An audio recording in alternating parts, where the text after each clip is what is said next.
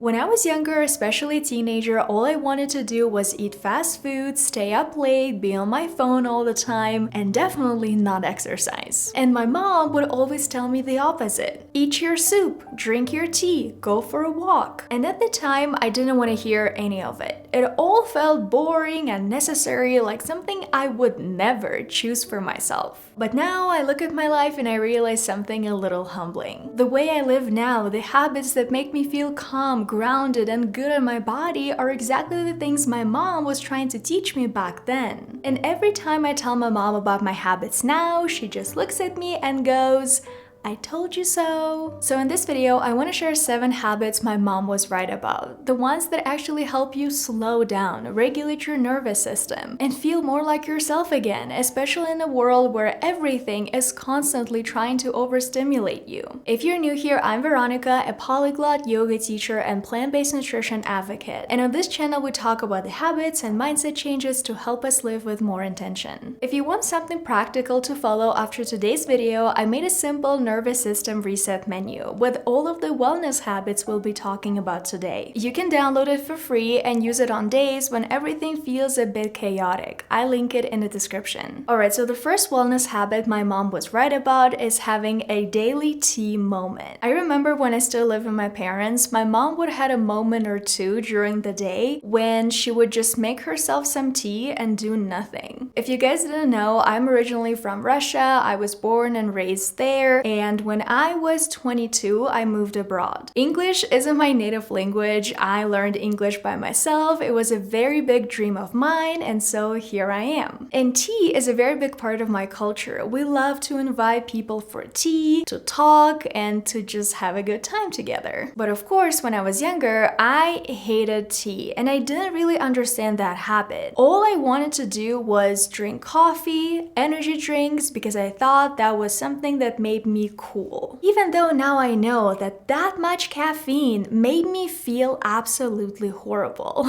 That is why right now I really try to limit my caffeine intake. And also in the past I thought that herbal teas were only for grandmas, so I guess consider me a grandma now because I love herbal teas. Also, my mom would tell me that when you go to a coffee shop to get some coffee, most of the drinks there are more like a dessert because they have a lot of sugar, a lot of milk. It's less like drinking just black coffee and more like getting a huge sugar bomb. And yes, I can obviously talk about caffeine and sugar and all of those things, but I think I want to take a slightly different angle and I want to highlight something different for you guys. This wellness habit of having a tea moment during the day isn't really about tea. It's about the pause. And I like to call those moments islands of calm. When you introduce those moments into your day, you're signaling to your nervous system that nothing is happening, that this moment is just for you and that you're allowed to relax. Just think about it. We tend to take breaks by drinking more coffee or more energy drinks because we're already feeling exhausted, while also scrolling the feed. And so replacing that with a slow and sensory experience like the smell of tea and,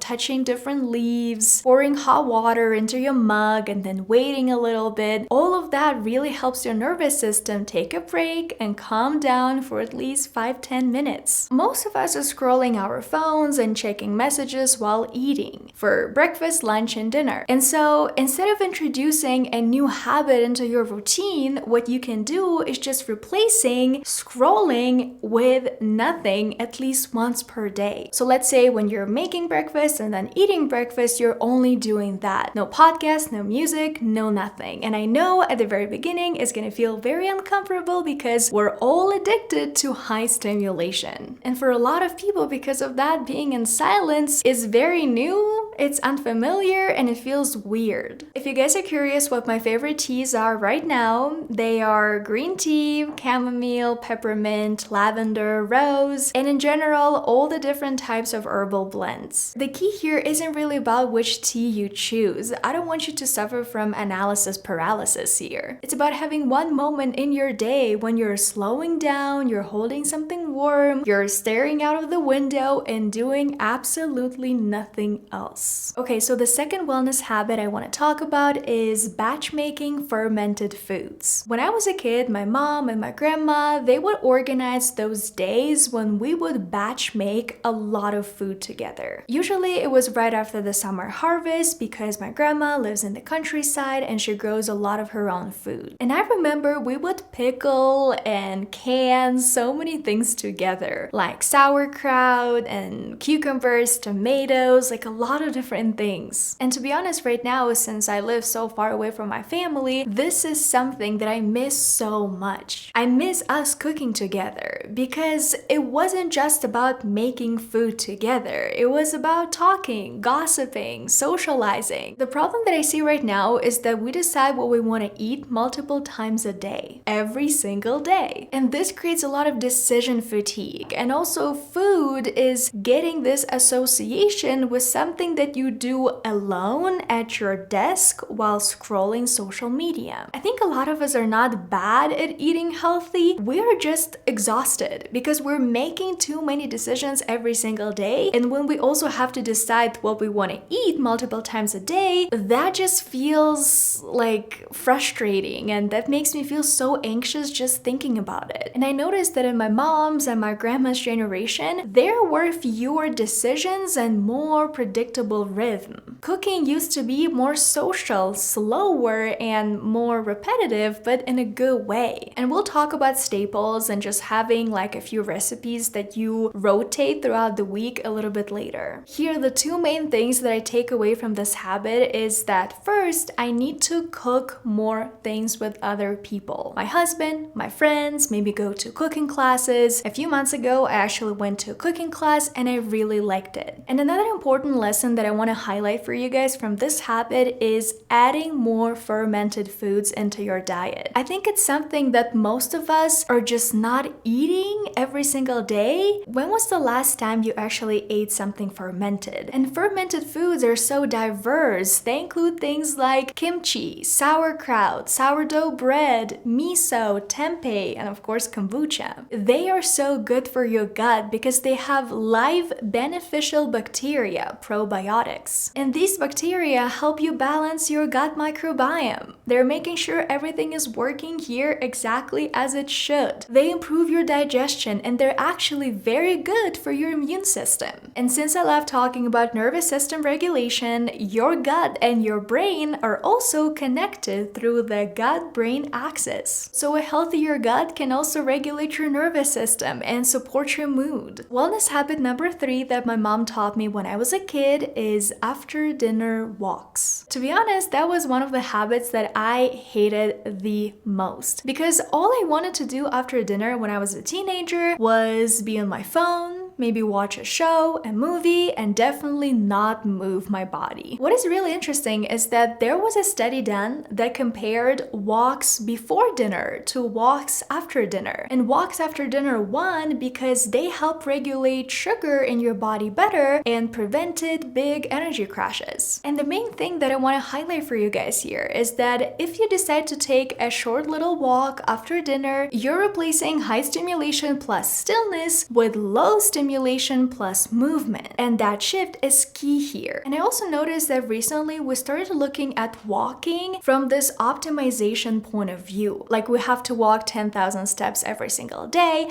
everything has to be tracked, and walking became another thing we have to optimize for. It's no longer just for fun, because I remember when I was younger, my parents would never tell me, okay, let's go take a walk after dinner because we have to hit 10,000 steps. No, they would be like, let's go breathe some fresh air and talk and have fun. Obviously, we'll understand that walking is good for our health, but I feel like if we approach every single wellness habit from this optimization point of view, we lose the fun in every single thing we're doing and we start treating ourselves like robots, like optimization machines. And I talk about the importance of adding things into your life just because you like them, just because it's fun, not because it's another thing you need to put on your to-do list and you need to take it off and you need to be super productive and super successful. Alright, so another wellness habit that I love so dearly is sauna and steam rituals. For many years when I was a kid, we lived in a very harsh and cold climate in the far north above the Arctic Circle. And for my birthday, which is in February, we would always go to a banya, a place where you have a sauna, cold plunges, and different steam rooms. I started going to banyas or saunas ever since I was 5 or 6, and I absolutely loved it there. One thing that I loved to do as a kid was I would be in the sauna, I would get really hot, and then I would go outside and jump into the snow for a few seconds. That was pretty crazy, but it's still something that I love to do. Cold therapy, cold plunging. I don't do it that often because I think with cold therapy, you kind of have to be a little bit more careful just so that you don't get sick. Mostly I just go to saunas right now, but sometimes when I feel like it, I can do a cold plunge. What my mom taught me about saunas was that it's a ritual. You do it with an intention behind it. Let's say you want to cleanse your body, you want to cleanse your mind and really feel at peace. And I think what I see right now is again optimization. We do it because we're practicing biohacking, we're optimizing every single part of our lives. And the part where we're doing things with intention, like a ritual or because we just like it, it's slowly getting lost on us. Alright, the next habit that my mom taught me is the no podcast chore rule. Obviously, my mom started doing chores long before podcasts became a thing. Sure, maybe she had like her radio playing in the background, but it was usually in just one room and pretty quiet, so it wasn't really creating a lot of stimulation around her. And that got me thinking that right now we don't really do anything on its own anymore. Like single tasking is pretty much dead. When you have a free moment and you want to wash the dishes or maybe vacuum, you're not just vacuuming. You're not just washing the dishes. Most likely you're going to be watching something on your phone or maybe listening to music or a podcast. And obviously it's okay if we do it sometimes, like sometimes you're listening to something and sometimes you're just focusing on your chore. We're trying to be productive 24/7, but because of that, your brain never catches a break. And before all of this, chores were just chores. You'd stand there, wash the dishes, feel the water, and weirdly, that felt pretty calming. The magic wasn't the chore itself, the magic was the rhythm and the fact that you were allowing your brain to get bored, to wander, to daydream. In a way, we can say that what my mom was doing back then was meditation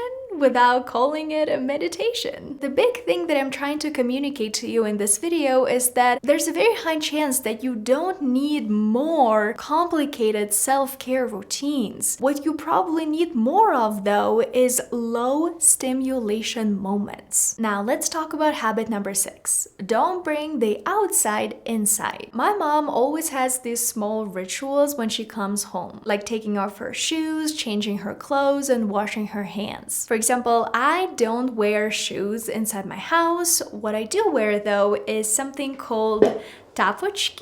It's something that I'm wearing right now, basically cozy home slippers. Tapochki is another big thing for us. It's a very big thing in my culture because even when guests come over, they have to take off their shoes and we offer them tapochki. If they want some, we obviously wash them, we clean them. I always do that. So everyone can feel cozy at home, but also not wear their outside shoes inside my house. Another thing that I learned from my mom was wearing something pretty but cozy at home. Dressing up for yourself, even when you're not going anywhere, or just really feeling like what textures, what fabrics, what clothing items feel best on your skin. This is about creating a boundary. You're telling your brain that that part of my day, being outside, is over. I'm in a different state right now. I'm at home. I'm safe, and our brains, our bodies respond so much better to physical cues. Instead of telling yourself to relax because you're home, so stop being stressed out, just relax. And now we kind of skip that part because we walk in on our phones, we immediately turn something on in the background, and because of all of that, we never actually switch off. And I don't want to say that you need like a full complicated evening routine. You just need a clear transition moment, whatever it's going to be for you. Maybe just lighting a candle, changing into your home clothes, putting on some cozy slippers, and that is it. Because the big problem that I notice right now is that our lives don't have transition moments. Everything just blends together with a big blob with our phones. Overstimulation is such a discussed topic right now because we all have blurred boundaries with our phones. So having those home rules are also about having boundaries to protect your nervous system. Alright, and the final wellness habit, the one that I can talk a lot about, is eating real food. When I still lived with my parents, my mom would always tell me that if I didn't eat a bowl of soup for lunch, my lunch didn't count. Like I had to eat something warm and something hearty every single day. And I obviously hated that when I was a teenager, but now I understand where she was coming from. I have to be honest though, I don't always eat a bowl of soup every single day, so sorry mom if you're watching, but it is what it is. But I do have simple staples like stew, soup, and curries that I rotate throughout the week. The biggest thing I want you to remember from here is whole foods, plant foods. If you guys didn't know, I'm vegan and I have been vegan for the last 7 years now. It's been a very long time. I'm vegan mostly for ethical reasons, but to put that aside, because we're talking about nutrition here, you can never go wrong if you at least center your diet around real food. Whole foods, plant-based. To simplify my cooking routine, I just use one app. I know there are a lot of recipes on TikTok and Instagram and YouTube, but that is what I chose for myself because I know that if I'm gonna be using like a bunch of different resources every single week, that is only going to increase decision fatigue for me. And when I'm meal planning and prepping my food, I really don't want to feel more anxious and frustrated. So for me, simplifying everything is the key. The app that I have been using also forever now is Pick Up Limes. I highly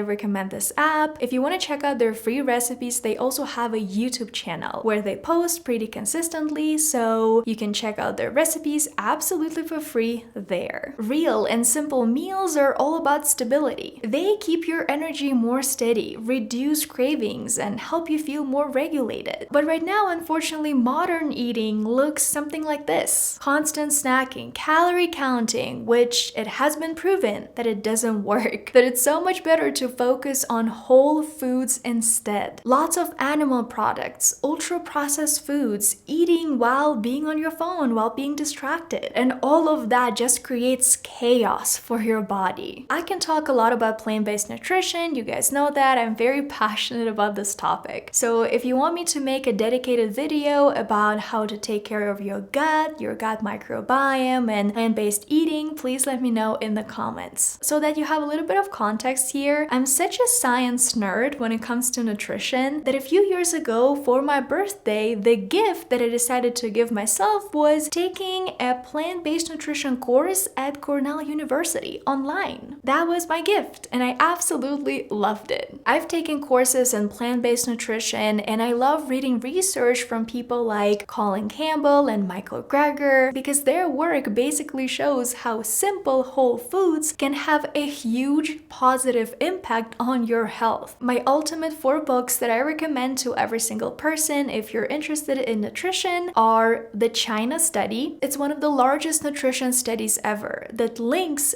diet patterns to health outcomes. The next book is Whole. It explains why nutrition works as a system, not isolated nutrients. How Not to Die breaks down how how major diseases are connected to what we eat every single day, and How Not to Diet, a book on sustainable, science-focused weight loss. One free resource that I like to use from time to time to just check in with myself and make sure that I'm eating all of the things I'm supposed to be eating every single day is this daily dozen table from Michael Greger from his book How Not to Die. Here you can see all of the major things that we should be including in our lifestyles every single day. Beans, berries, other fruit, greens, cruciferous vegetables and other vegetables, flax seeds, nuts and seeds, herbs and spices, whole grains, beverages like water, green tea, hibiscus tea, exercise, and also vitamin B12. Alright guys, I think it's going to be it for today's video. If you liked it, please don't forget to give it a thumbs up and subscribe to my YouTube channel. If you want to get my printable worksheet with your nervous system reset menu completely for free, I leave all the details linked below. If you feel like your attention span is all over the place right now and you keep reaching for your phone without even realizing it, I made another video about all of the habits that help me get out of that loop and regain control again. I link it over here if you want to watch it next. Otherwise, thank you so much for being here and I'll see you in my next video.